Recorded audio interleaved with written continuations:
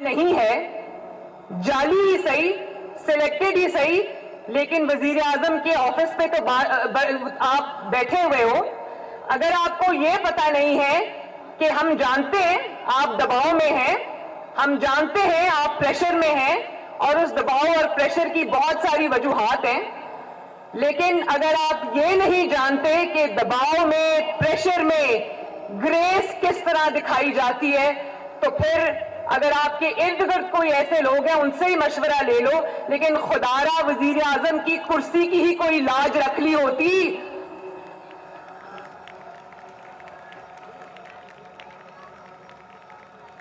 تقریر کے ایک ایک لفظ سے,